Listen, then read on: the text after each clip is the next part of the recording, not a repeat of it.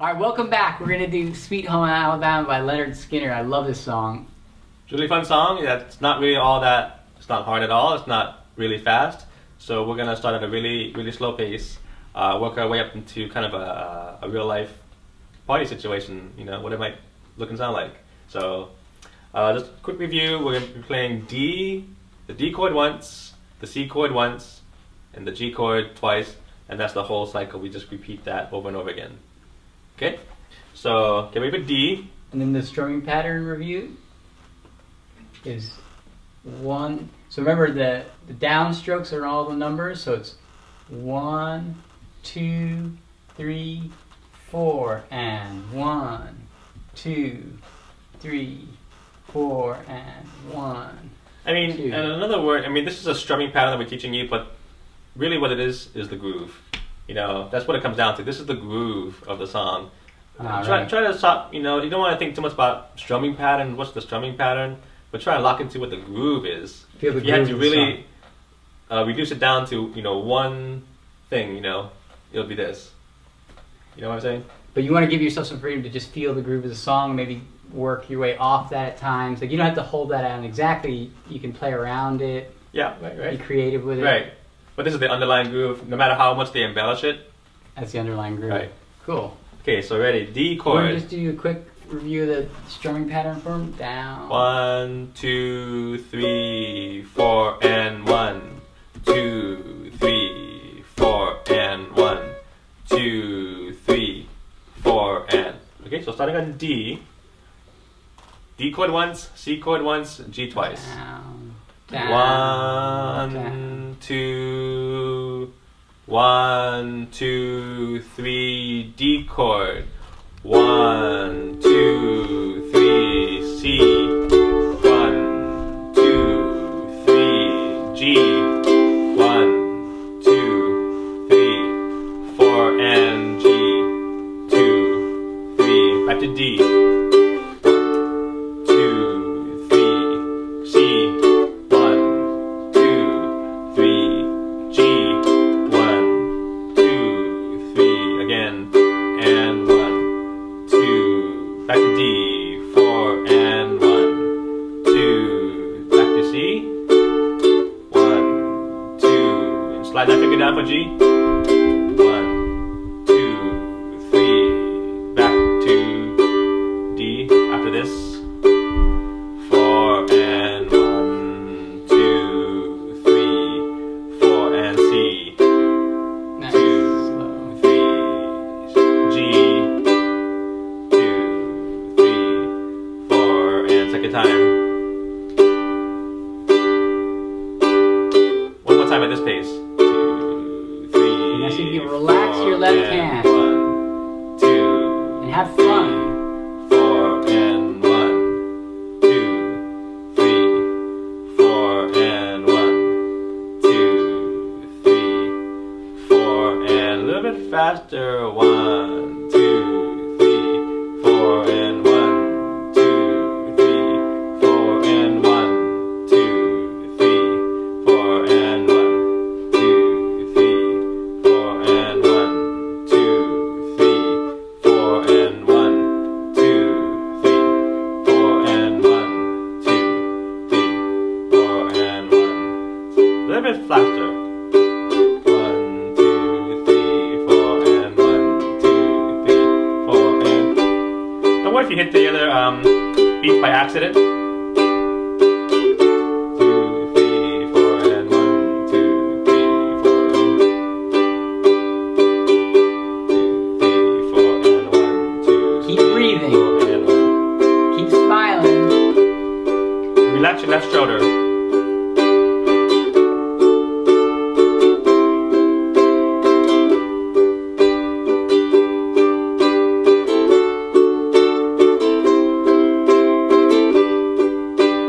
One more time.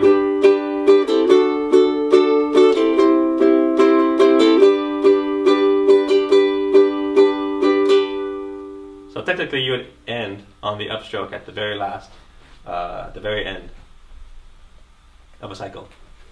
Nice.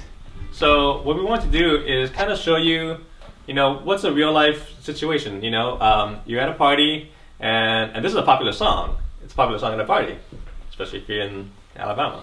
So, presumably.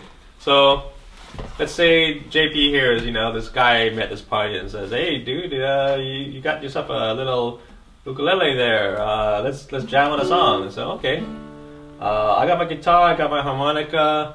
Why don't you jam with me? And he'll probably tell me, what songs do you know? Well, I don't know any songs. Well, do you know Sweet Home Alabama? Sure, I do.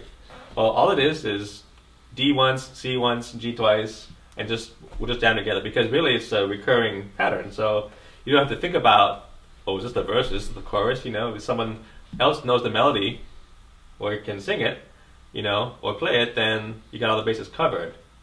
And so this is kind of how it works, you know, in a real situation. And I think you'll notice that when we play together, well, this ukulele will remind you of a different instrument when we're playing together. Well, and I'll talk about that afterwards. So hey, JP, I don't know, let's play a song. Sweet right. Home Alabama? It's a good song. Great, let's jam on it. So I'll be playing the same chords on guitar as you're going to be playing on uke.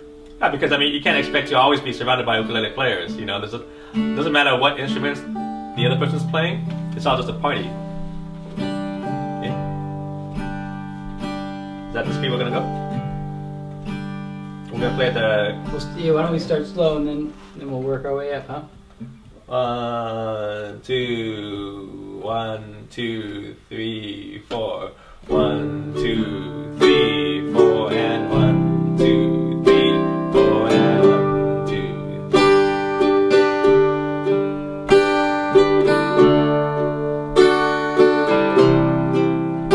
Here, close up in the chant. Big wheels keep on turning. Carry me home to my kid.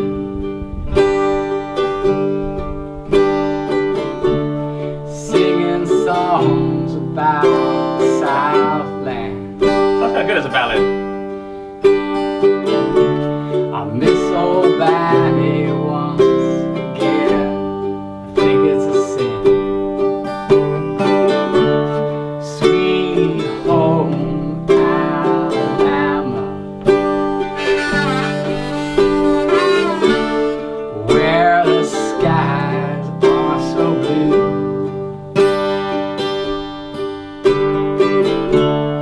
Sweet home Alabama, Lord, I'm coming home to you. Here I come. Even slow songs have a groove to it. We're getting right there. Nice. So that's, you know, we did that song slower than it's recorded in, but a lot of people can do that. I mean, a lot of people, you know, might choose to do a song that's known for being fast at a ballad tempo, maybe at an open mic or something, or maybe the band who's been playing it for so many years, maybe they want to mix it up a little bit at the live shows and they start off like that, and then the whole band kicks in. You know, it's possible. I've seen that before. You know, so it's not good. So now we'll do it up to tempo. So you may be ready for this, and you may not. So if you're not ready for this, then you can come back and do it at a time you are ready to play up to tempo. Okay. Okay. So So don't expect yourself to be able to keep up with it. It might be a little overwhelming, but do your best and see if you can hang in there. Okay, so what I'm doing now is I'm thinking of the song as I recall. I'm setting the tempo with my foot. And something you could do if you're having trouble following with the chord changes, you could just get the rhythm pattern, right? 1, 2, 3, 4, and 1, 2, 3, 4, and 1. So you can follow. See if you can even just, if you can't get the chord changes, just get the rhythm pattern alone. Okay. Ready? 1, 2, 1, 2, 3, 4.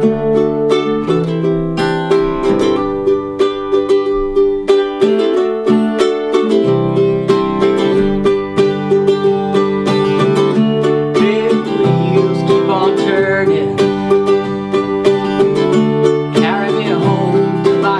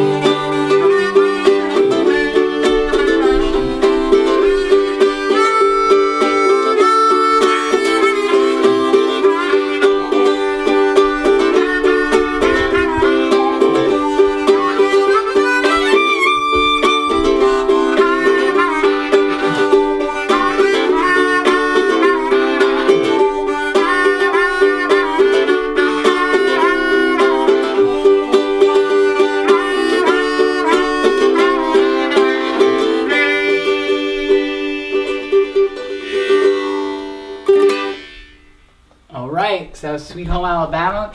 I just want you to know too that I was singing an octave down, lower than what's supposed to be, which is really difficult actually. And and if Mitch was Mitch at a jam session would probably notice that I was having trouble singing higher, and he would transpose it to another key for me. We want you to do that song in the key of G because that's the key it was recorded in. So, if you go back to the recording on, online or in your CD collection or record collection, you can play along with the recording. Exactly. And it'll match.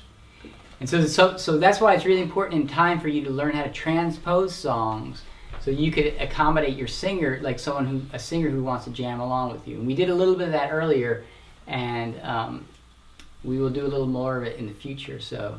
And what I wanted to point out, remember I said the ukulele might sound like a different instrument in a different context. That was kind of sort of a country-ish rock song, where did you think the ukulele sounded a little bit like a mandolin? Yeah. It oftentimes does, in the right context. And oh, that's cool. Yeah. So, I don't think it would sound out of place at all if you were like in Kentucky or something and playing along with somebody at a party. So. Yeah, this is cool about the uke. Yeah. It's really adaptive. All right, see you in the next lesson. Great.